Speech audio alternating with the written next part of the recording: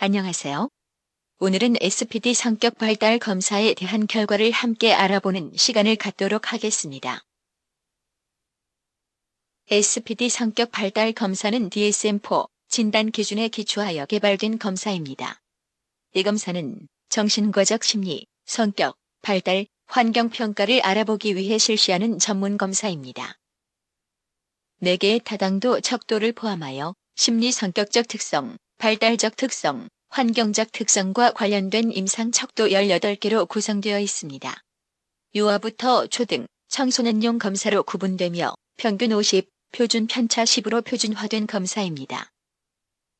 60점 이상인 영역은 심각한 문제를 지닐 수 있으므로 반드시 전문가의 상담을 받아보도록 하시기 바랍니다.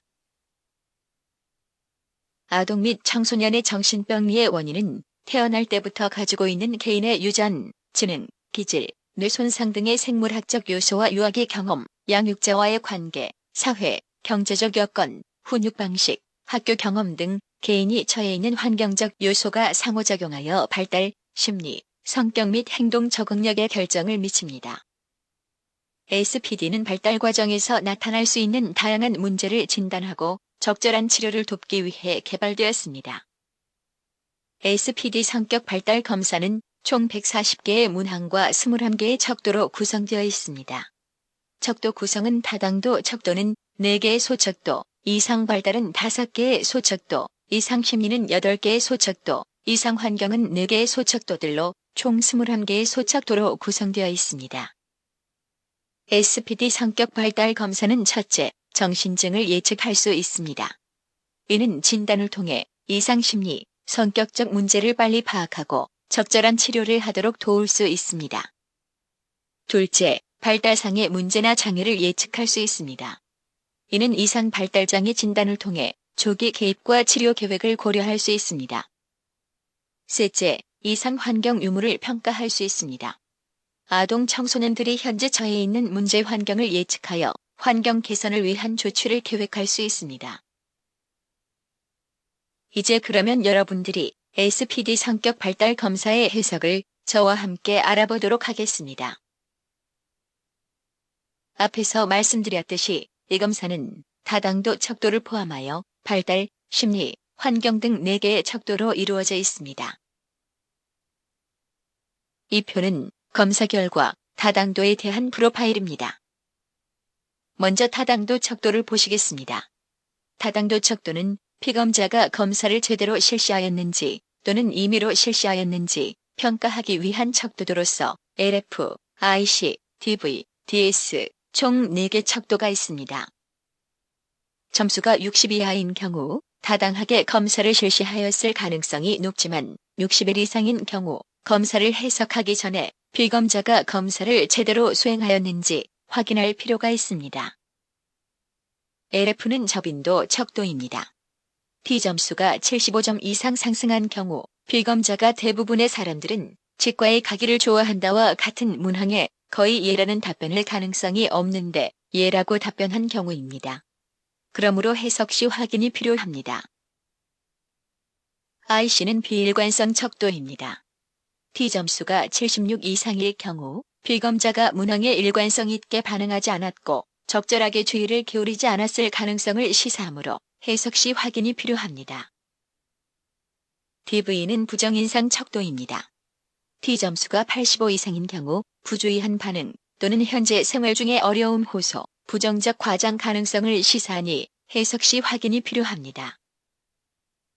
DS는 긍정인상 척도입니다.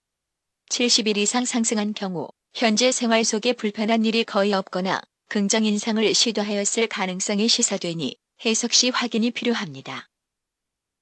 그러면 다음은 이상 발달 척도에 대해 알아보겠습니다. 다음의 표는 검사 결과 이상 발달 척도에 대한 프로파일입니다. ADHD의 점수가 60 이상일 경우는 산만한 정도가 높아 외부 환경의 변화나 자극에 쉽게 주의가 분산될 수 있습니다. 부주의는 잦은 부정적인 피드백을 야기하여 인성 형성과 학업 성취 및 이후 잠재력 발휘에도 부정적일 수 있으므로 조속한 원인 진단과 함께 치료 계획이 요구됩니다. 40에서 59인 경우 때때로 외부 환경 자극이나 변화에 방해받을 수 있습니다. 39 이하인 경우 대체로 차분하고 외부 환경의 변화나 방해에도 잘 집중할 수 있어 현재 업무 성취에 긍정적일 것으로 예상됩니다. ASP 점수가 60 이상인 경우 사회적 상호작용에 무관심하거나 사회기술 부족과 정서적 공감 및 융통성이 약할 수 있습니다. 원인에 대한 전문가의 세부 진단 의뢰와 함께 적절한 사회기술 훈련이 요구됩니다. 59 이하인 경우 또래와 의사소통에서 크게 어려움을 겪을 가능성은 낮으며 39 이하인 경우 상호작용과 의사소통 능력이 매우 우수할 수 있습니다. CD의 점수가 60 이상인 경우 행동면에서 반항적 특성과 사회적 규범이나 규칙을 반복적으로 어기는 성향이 있습니다. 원인 진단과 함께 치료 계획이 요구됩니다.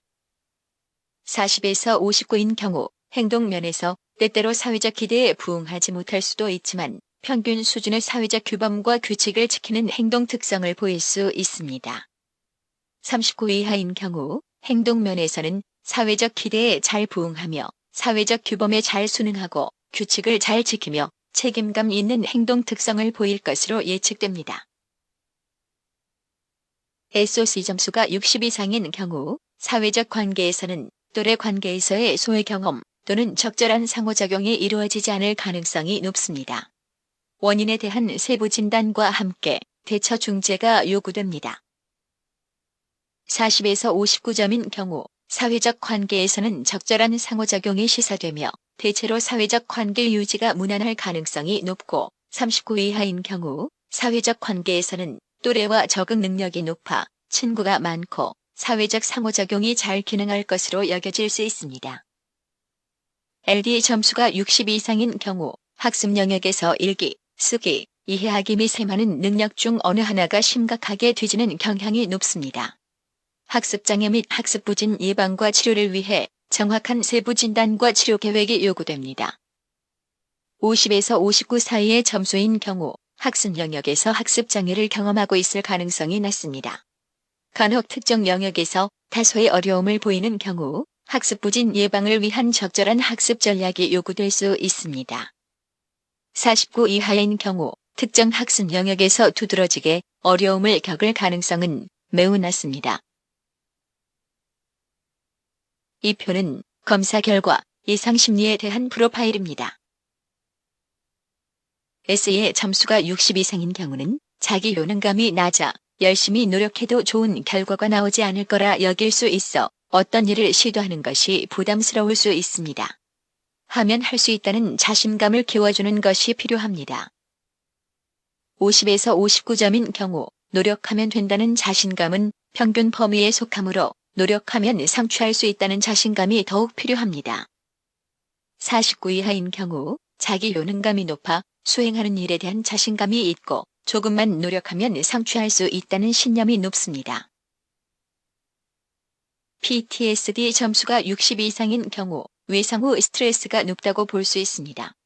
이는 과거에 경험했던 고통스러운 사건과 관련된 두려움이나 공포가 현재도 영향을 미칠 가능성이 있습니다. 과거 경험을 확인하고 적절한 상담 및 치료가 요구됩니다. 59 이하인 경우 크게 좋지 않았던 경험이 없거나 이미 극복되어 현재 그로 인해 크게 영향을 받지 않는 수준입니다. OBS 점수가 60 이상인 경우 강박적 성향이 높을 수 있습니다. 즉, 반복적인 생각이나 행동, 완벽주의적 특성 등 사소한 것에 지나치게 신경 쓰는 성격 특성이므로 강박적 성향은 상당한 수준의 삶의 질을 떨어뜨리는 작용을 합니다. 따라서 이를 감소시키기 위한 신속한 중재가 요구됩니다. 59 이하인 경우 때때로 사소한 것에 다소 신경 쓸 수 있지만 안정적으로 다양한 활동을 시도할 수 있습니다. DEP 점수가 낮을수록 자신감이 있고 활동적이며 이완되어 있을 가능성이 높습니다. 그러나 점수가 61 이상일 때 우울 수준은 높은 편으로 자신에 대한 부적절감, 무능력, 무망감 등과 미래에 대한 부정적 기대가 높을 수 있습니다. 적절한 우울증 개선을 위한 치료 및 상담 중재가 요구됩니다. 59 이하인 경우 때때로 자신 없고 울적할 수 있지만 대체로 생활에 영향을 줄 정도로 큰 우울증의 경험은 아니며 적절하게 조절할 수 있을 것으로 여겨집니다. ANX 점수가 60 이상인 경우 불안이 높은 수준으로 사소한 것에 지나치게 살피고 신경을 쓰는 경향이 있어 자주 높은 긴장과 불안정감을 보일 수 있습니다. 불안 조절을 위한 중재가 요구됩니다. 40에서 60인 경우 불안이 평균 수준으로 다소 불안을 경험할 수 있으나 평균적으로 잘 조절할 수 있을 것으로 여겨집니다. 39 이하인 경우 불안 수준은 낮아 두려워하는 것이 거의 없고 불안을 느낄 만한 상황에서도 불안을 느끼지 않는 경향이 있습니다. 때때로 새로운 것을 경계하기보다는 거리낌 없는 경험을 시도할 수 있습니다. ATT 점수가 60 이상인 경우 이 아동의 발달 단계에 맞는 적절한 방식으로 사회적 관계를 시작하거나 반응하지 못하는 경향이 높습니다. 아동의 애정과 안정감 등 기본적 욕구 미흡에 대한 진단과 개선 계획을 위한 부모 상담 및 교육이 요구됩니다. 50에서 59인 경우 다소 애착 문제로 인한 발달 지연을 보일 수 있습니다. 이러한 경우 적절한 애착 형성을 위한 환경 제공이 필요할 수 있습니다. 49 이하인 경우 아동은 애착이 매우 안정적일 것으로 시사됩니다. 즉, 유아의 전반적인 발달 단계에 맞는 애착이 형성되었을 것으로 예상됩니다. 아이디 점수가 60 이상인 경우 충동을 억제하고 만족을 지연하는 능력이 낮을 수 있습니다. 만족을 지연하지 못하는 특성은 이후 학습, 행동, 정서 조절 등에서 다양한 문제를 야기할 수 있습니다. 적절한 충동 억제를 위한 중재가 요구됩니다. 50에서 59 사이인 경우에 따라 충동에 대한 통제력이 약할 수 있습니다. 미래 학업 및 업무 성취와 성숙된 인간으로 성장하는 데 필요한 절제 능력을 길러주는 교육이 다소 필요할 수 있습니다. 49 이하인 경우 충동에 대한 적절한 통제력을 보일 것으로 여겨집니다. LEA 점수가 60 이상인 경우 대인 관계에서 수능적이고 주도성이 낮은 특성을 보일 수 있습니다. 사회적 상호작용에서 앞에 나서지 않고 관심의 초점이 되는 것을 회피하려는 특성을 보일 수 있으며 적절한 자기 주장과 능동적인 태도 습득을 위한 중재가 요구됩니다. 59 이하인 경우 적절하게 주도와 수능의 균형을 맞추면서 다양한 대인 관계에서 적응할 수 있는 능력이 있습니다. 이 표는 검사 결과 이상 환경 척도에 대한 프로파일입니다.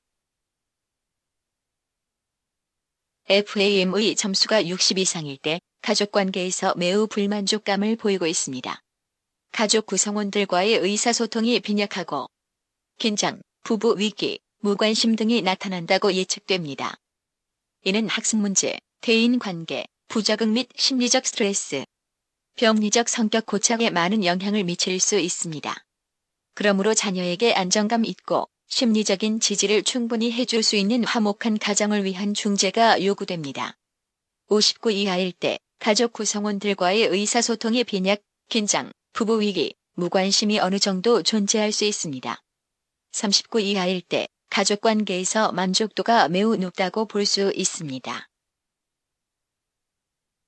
필스 점수가 60 이상일 때 부모 환경은 자녀에 대한 적절한 전략과 방향성이 낮아 양육 과정에 긍정적인 영향을 주지 못할 가능성이 시사됩니다. 자녀에 대한 부모 학습 전략과 방향성을 가진 양육은 이후 자녀의 학습 습관과 태도, 학습 능력에 결정적인 역할을 할 수 있으므로 자녀의 특성을 고려한 효율적인 교육 전략을 갖추기 위한 부모 교육과 전략에 대한 지식 습득이 필요합니다. 59 이하일 때 부모 환경은 자녀에 대한 성실한 양육 전략이 시사됩니다. 이러한 특성은 자녀의 학습 습관과 태도, 학습 능력에 결정적인 역할을 할 수 있어 이후 자녀 양육과 학습 성취에 긍정적인 결과를 가져올 것으로 기대됩니다. MAD의 점수가 60 이상일 때 휴대폰, 컴퓨터, 게임, TV 등의 매체를 남용하거나 집중하는 시간이 많아 일상생활에 지장을 초래할 가능성이 높습니다. 매체 중독 치료 및 예방을 위한 중재가 요구됩니다. 40에서 60일 때 휴대폰, 컴퓨터, 게임, TV 등의 매체를 평균적으로 통제하고 있지만 때때로 일상생활에 다소 집중할 가능성이 시사되니 예방 차원에서 올바른 습관 유지가 필요합니다. 39 이하일 때 휴대폰, 컴퓨터, 게임, TV 등의 매체를 대체로 적절하게 조절하고 통제할 수 있습니다. SR 점수가 60 이상일 때 학습에 대한 흥미가 낮고 학습 거부 특성이 시사됩니다. 학습에 대한 부정적 정서와 사고 경험은 이후 학습 관련 활동에 대한 스트레스와 낮은 학습 동기를 야기하여 지속적인 학습 회피와 낮은 학업 성취를 가져올 수 있습니다. 현재의 학습 거부의 원인을 진단하고 조속한 학습 거부 개선을 위한 개입이 필요합니다. 50에서 59일 때 다소 학습 흥미가 낮을 수 있어 더욱 학습에 대한 긍정적인 경험의 제공을 통해 학습에 대해 더욱 흥미를 가질 수 있도록 지속적인 노력이 요구됩니다. 49 이하일 때 학습에 대한 흥미가 높습니다. 학습에 대한 긍정적인 경험은 이후 학습 관련 활동에서 높은 학습 동기와 높은 학습 흥미를 보일 수 있어 학업 성취에 긍정적인 결과를 가져올 수 있습니다. 전체 소견은 검사 결과에 대한 종합적인 평가로서 이를 참조하여 적극적인 개입과 치료 중지를 계획, 고려하는 것이 필요합니다. 이상으로 SPD 성격 발달 검사에 대한 해설을 마치겠습니다.